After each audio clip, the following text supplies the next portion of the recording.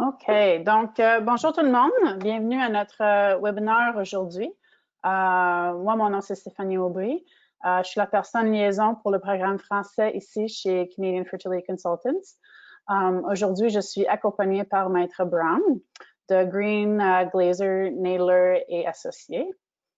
Aujourd'hui, je vais poser une série de questions à Maître Brown sur le sujet de la loi relative à la gestation par autrui dans la province du Québec. Nous espérons que ça va clarifier ou confirmer certaines choses que vous avez peut-être entendues. Donc, première question. Oh, bien, bienvenue, Maître Brown. Bonjour. Merci. Première question. Que se passe-t-il lorsqu'une mère porteuse accouche dans la province du Québec? Elle accouche. On a un enfant, puis ça dépend ce que les clients veulent, ce que les parents intentionnels veulent que soit inscrit sur le certificat de naissance. Si mes clients sont du même sexe, par exemple, et s'ils viennent de la France, je vous donne un exemple. Il est possible aujourd'hui de mettre le nom de papa génétique sur le certificat de naissance et pour la mère, on met simplement mère non déclarée. Alors, on a un certificat de naissance québécois avec le nom du papa génétique seulement. En rentrant en France, ils font une adoption plénière et le papa non génétique a le pouvoir d'adopter l'enfant. Mais j'imagine ils sont ou mariés ou pacsés. Et puis, dans le cas, après, est-ce que le nom de la mère porteuse peut être enlevé de l'acte de naissance? C'est possible de ne pas avoir un certificat de naissance sans la mère. Point. Même au début, à la naissance, le nom de la mère, de la femme porteuse, n'est pas inscrit sur le certificat de naissance. Au Québec, si le nom de la femme porteuse est inscrit sur le certificat de naissance, après l'adoption ici au Québec, un nouveau certificat de naissance est émis avec le nom des parents intentionnels. Et le certificat de naissance initial est scellé. Mais ça ne marche pas pour les clients qui viennent d'Europe. Alors, il faut absolument que le nom de la femme porteuse ne soit pas inscrit sur le certificat de naissance initial. Parfait. D'après ce que moi je vois en Ontario ou dans d'autres provinces au Canada, les parents internationaux peuvent rendre chez eux par avion avec leur bébé dans les ça prend seulement 3 à 4 semaines de l'accouchement. Combien de temps dure le processus lorsque le bébé est né au Québec? OK, on demande le certificat de naissance, on envoie le document au directeur de l'État civil tout de suite après la naissance de l'enfant. On obtient les documents à l'hôpital, on les remplit, on les envoie tout de suite. Maintenant, surtout avec le COVID, tout peut prendre un peu plus long, mais normalement, c'est à peu près 1 mois ou même un peu plus pour obtenir le certificat de naissance. Mais on a un document, une déclaration de naissance vivante qui est émise par l'hôpital. Je ne pense pas qu'il faut rentrer avec l'enfant sans certificat de naissance. Alors, des fois, ça peut prendre un peu plus long. Ça dépend combien de fonctionnaires travaillent.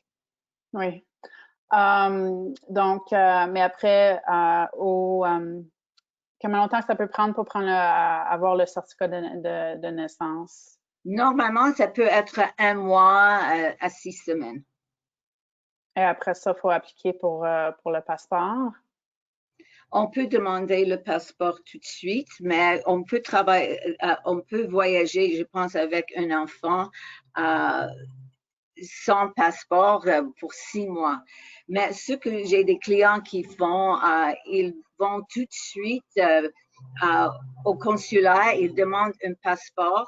Comme c'est urgent, on peut dire, parce qu'on voyage très vite, il peut émettre un passeport dans 24 heures. C'est possible d'avoir, et ce sera un passeport pour 3 mois. Et en rentrant en Europe, en France normalement, on va au consulat ou à l'ambassade canadienne pour obtenir le passeport. On avait reçu une question, je crois que c'était de Antoine. Antoine, pourrais-tu écrire ta question encore?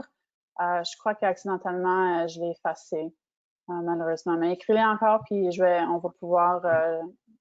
pouvoir demander la question à Maître Brown. Prochaine question j'ai les parents qui habitent déjà au Québec. Quelle est la durée de ce processus et qu'est-ce que ça comprend? Donc, comment que le processus est différent? Si les parents intentionnels habitent au Québec, pas de souci, c'est exactement le même processus. Ils demandent le directeur de l'État civil d'enregistrer la naissance de l'enfant sans mère, mère non déclarée. Et tout de suite après, moi, ce que je fais dès la naissance de l'enfant, je fais la femme pour signer, elle signe le consentement à l'adoption. Moi, je le fais même si elle n'est pas inscrite sur le certificat de naissance parce qu'on ne sait jamais qui sera le juge qui siège. Mais normalement, si la femme porteuse n'est pas inscrite sur le certificat de naissance, elle ne fait pas partie des procédures en adoption. Mais je lui demande de signer le consentement au cas où le juge peut me poser des questions. Donc, on signe les consentements. Le père génétique doit signer le même consentement autorisant son conjoint d'adopter. Il faut qu'il soit conjoint de faire au moins 3 ans ou marié. Il signe le consentement autorisant son conjoint d'adopter son enfant. Alors, normalement, dès que je reçois le certificat de naissance, je peux procéder à la cour. Alors, même si je n'ai pas le certificat de naissance, je téléphone à la cour ou ma secrétaire téléphone parce que elle a une très bonne relation avec la personne qui nous donne les dates et il nous donne la date le plus proche et on procède à l'adoption avec l'ordonnance de placement en vue d'une adoption. Normalement, cette audition prend 10 à 15 minutes maximum et le code prévoit que 6 mois plus tard, il faut finaliser l'adoption. Mais normalement, les juges sont très gentils et je demande que le délai de 6 mois soit réduit à 3 mois. Et normalement, les juges ils acceptent de le faire et 3 mois plus tard, on retourne à la cour pour 5 minutes et c'est terminé et après, à ce moment-là, on commande un nouveau certificat de naissance avec les 2 parents. Enfin, donc, c'est une même procédure quand ça vient à une mère intentionnelle qui adopte le bébé. Donc, ça peut prendre entre 3 mois ou à 6 mois maximum pour finaliser l'adoption en cours. Ailleurs. Oui, non, mais au Québec, donc des couples au Québec. Oui, ça prend 3 à 6 mois pour finaliser, mais dès qu'on obtient le jugement de ordonnance de placement en vue d'une adoption, le père intentionnel qui adopte l'enfant a tous les pouvoirs d'un parent. Il a l'autorité parentale. Alors, il est égal avec le papa génétique. Okay. Donc, question de Antoine. Sur le document qui est délivré par l'hôpital à la naissance, est-ce que le nom des 2 parents est inscrit ou que celui du père biologique? Seulement le père biologique. On est en train, j'espère, de changer notre loi, mais le comité siège déjà depuis 7 ans. On n'a pas encore changé la loi. Alors, quand la loi va être changée, ce sera comme en Ontario où les 2 noms puissent apparaître tout de suite. Pour le moment, c'est seulement le père génétique qui peut être inscrit sur le certificat de naissance. Parfait. Une autre question. Est-ce qu'un juge pourrait refuser l'adoption au Québec? Non. En 2014, c'est moi qui ai gagné la cause à la Cour d'appel, qui est la cour la plus haute ici au Québec. Et je vous explique. Moi, je travaille dans le domaine depuis 1984. Dans le temps, c'était une insémination artificielle. Donc, l'enfant était l'enfant génétique de la mère porteuse. Maintenant, c'est une femme porteuse. Alors, j'ai toujours travaillé. En 2000, j'ai jamais eu de problème. En 2009, il y avait un jugement qu'on appelle le jugement Dubois, que c'était le nom du juge, qui a refusé une adoption. Ce n'était pas mon client, parce qu'il a dit c'est illégal, le contrat est illégal, le consentement était vicié, etc. moi, j'ai téléphoné l'avocate qui a représenté ses clients et j'ai dit, laissez-moi aller en appel, je vais le faire gratuitement. Ils ont refusé. Donc, cet enfant a un certificat de naissance avec une femme, une étrangère comme sa mère. Après ça, moi, j'étais la première cause après, en 2009, où j'ai représenté 2 hommes. La femme porteuse était de la Californie et elle portait des jumelles. Et comme c'était high risk, comme on dit, et ça pouvait coûter beaucoup d'argent, la femme porteuse est venue ici au Québec avec toute sa famille, sa mère, ses enfants, dans un appartement que mes clients ont payé. Et j'étais la première cause, comme je vous ai dit, et j'ai passé devant un juge qui était très gentil. Et nous avons une section dans notre code civil qui dit chaque enfant a les mêmes droits et les mêmes obligations, nonobstant les circonstances de leur naissance. Alors, j'ai gagné cette cause. Alors, après ça, j'ai continué. Et en 2012, je suis venue devant une juge, une femme, qui n'était pas très agréable, et elle a refusé l'adoption en employant exactement les mêmes mots que le juge Dubois en 2009. Mais dans ce cas-là, j'ai représenté les mêmes parents intentionnels, la même femme porteuse 3 ans auparavant. Donc, qu'est-ce qu'on avait?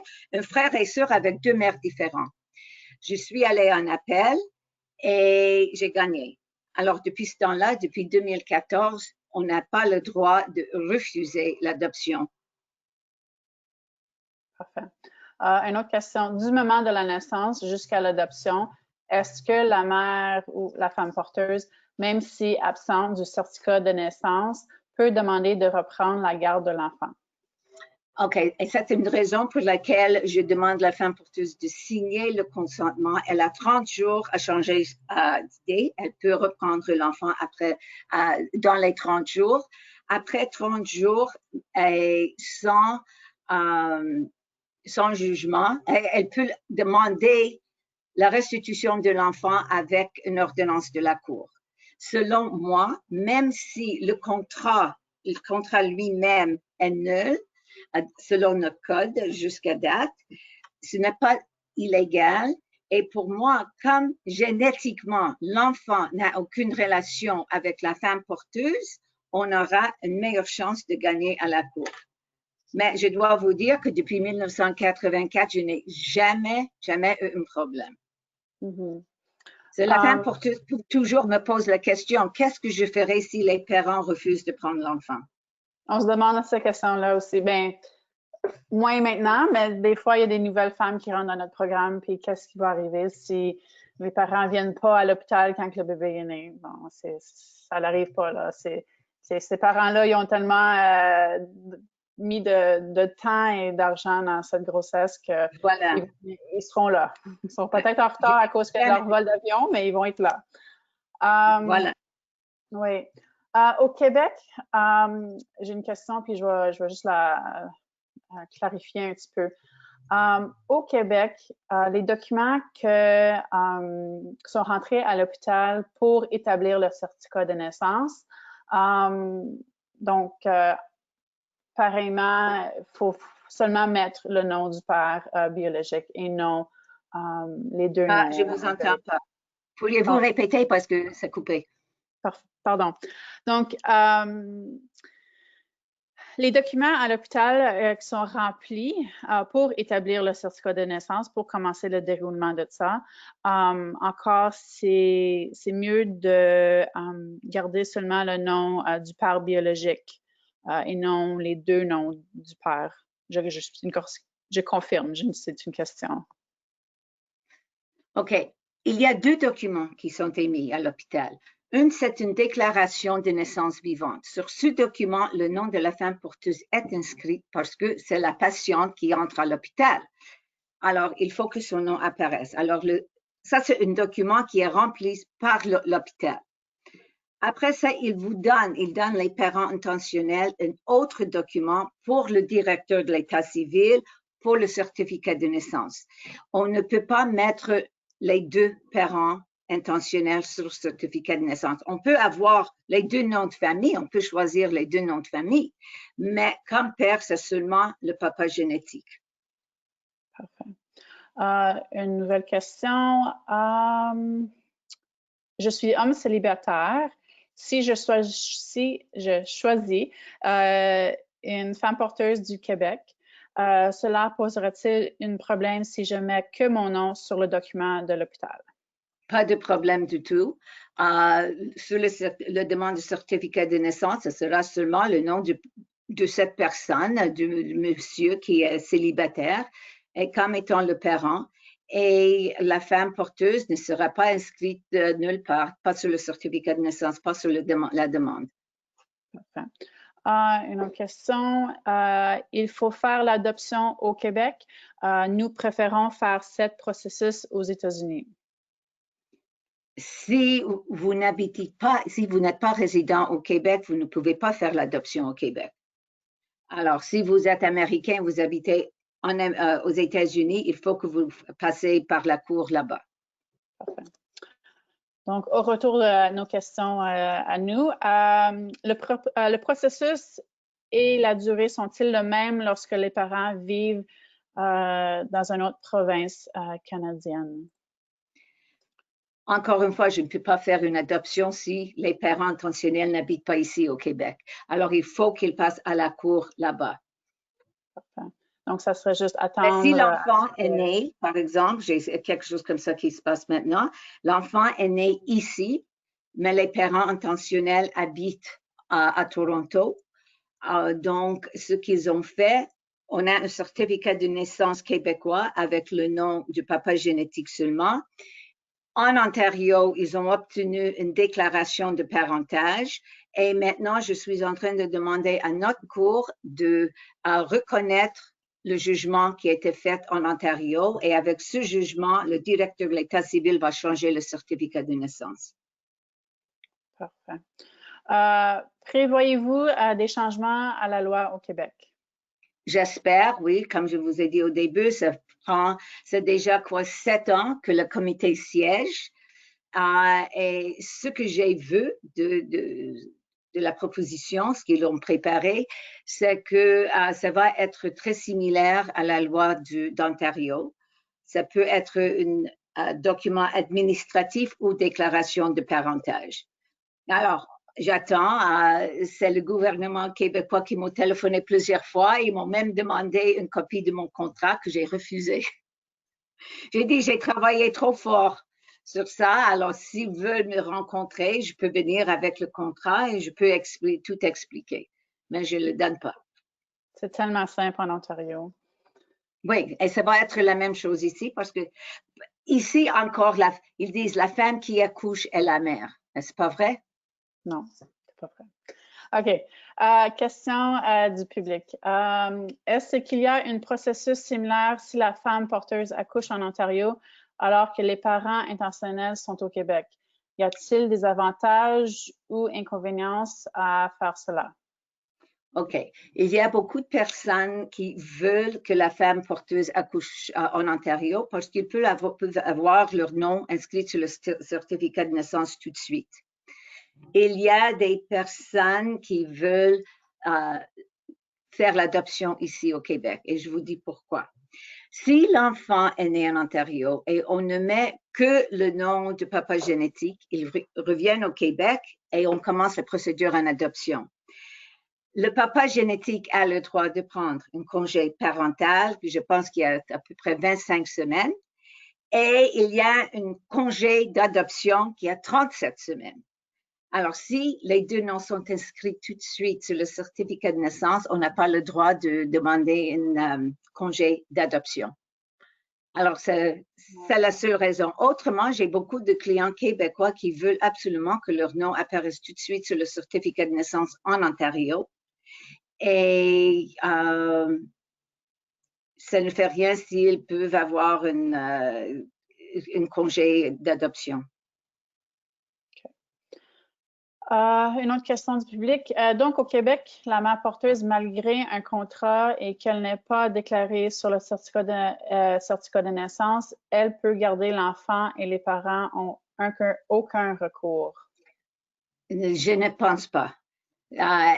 N'importe quelle femme peut garder l'enfant. Ils vont aller devant la cour pour demander la restitution de l'enfant aux parents intentionnels selon le contrat. Même si le contrat est nul au Québec, comme il n'y a aucune relation génétique entre l'enfant et la femme porteuse, moi, je pense qu'on a une très bonne chance de gagner. Comme j'ai dit, depuis 1984, je n'ai jamais eu de problème. Le contrat n'a jamais été contesté nulle part. Donc, je ne sais pas qu'est-ce qui va arriver. Une autre question. Est-il possible pour un tribunal québécois de refuser une procédure judiciaire après qu'une mère porteuse ait accouché au Québec? Non, parce que depuis que j'ai gagné ma cause à la Cour d'appel en 2014, on ne peut pas refuser l'adoption. Et dernière question de un de nous.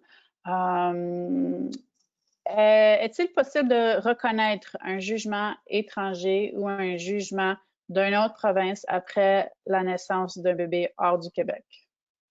S'il y a un jugement qui a été rendu dans l'autre province comme une déclaration de parentage, c'est possible, mais c'est inutile parce qu'on a un certificat de naissance de la province ou du pays où l'enfant est né. Alors, quelle procédure voulez-vous faire? Ça m'est déjà arrivé que j'ai des clients francophones qui habitent au Québec qui veulent absolument avoir un document, un certificat de naissance québécois. Alors, s'il y a un jugement qui vient de notre province, moi, je demande à notre cour de reconnaître le jugement qui a été rendu et avec le jugement que je vais recevoir, le directeur de l'État civil va émettre un nouveau certificat de naissance ici. Mais c'est totalement inutile parce qu'un certificat de naissance qui vient de notre province ou d'un autre pays est complètement légal ici. Parfait. Donc, c'est terminé pour mes questions. Je ne sais pas si tu avais d'autres commentaires à ajouter ou d'autres informations que tu aimerais ajouter. Toi, Maître Brown? Ouais. Pour moi, quand je travaille avec mes clients, le droit de fertilité, je suis tellement contente parce que j'aide mes clients à construire une famille. Quand je fais un divorce, on détruit une famille. Alors, j'appelle tout ça, quand je vais à la cour, je dis toujours, this is happy court.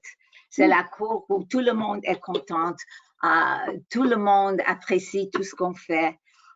Et pour moi, surtout dans le monde où nous habitons maintenant, il y avait toujours un préjudice des couples de même sexe. Et c'était très, très difficile pour un couple de même sexe d'adopter les enfants à cause des préjudices. Et j'ai même un juge qui m'a référé à un parent, lui, pour faire un contrat et une adoption. Et c'était vraiment un juge, quand j'ai demandé à la Cour de reconnaître un jugement étranger, et le procureur général du Québec a contesté ma demande parce qu'ils ont dit, ah non, ici au Québec, c'est de deux hommes, ils doivent adopter. Et c'était un cas où l'enfant est né aux États-Unis et on a eu un jugement avant naissance. Et c'est pas possible d'avoir une reconnaissance du jugement avant naissance. Alors, je l'ai plaidé et ce juge a était d'accord avec moi et lui, il est allé beaucoup plus loin même que moi dans mes arguments en reconnaissant le préjudice contre les couples du même sexe. Donc, et ce qui est drôle, notre Code civil dit à la naissance d'un enfant, les parents inscrivent le nom de l'enfant et ce sera la mère et le père. Si les parents sont du même sexe, ils sont inscrits comme parent et l'autre parent. Mais ça c'est bon, ça fonctionne pour deux femmes, mais pas pour deux hommes. Alors, il y a encore un préjudice dans notre loi et j'espère que bientôt ça va changer. Alors, j'attends. Le comité siège depuis 7 ans, donc. Une autre question du public. Si l'enfant est né en Ontario ou en autre province, est-ce qu'il y a une possibilité d'avoir un congé d'adoption au Québec pour le deuxième parent. Oui, si seulement le nom du parent génétique est inscrit sur le certificat de naissance, ils reviennent au Québec pour faire l'adoption. À ce moment-là, on a le congé parental et le congé d'adoption. Oh, parfait. OK. Donc, ça termine les questions, ça termine mes questions à moi aussi. Et merci à tout le monde d'avoir assisté au webinaire aujourd'hui et d'y avoir participé. J'ai bien apprécié les questions aussi du public. Merci à Maître Brown d'avoir pris le temps de répondre à ces questions avec moi aujourd'hui. On est vendredi, c'est une longue fin de semaine. Pas une longue fin de semaine au Québec, désolée. En tout cas, je vous souhaite une bonne fin de semaine à tout le monde, un bon week-end et merci beaucoup. Donc, Au salut. revoir. Au revoir. Bye.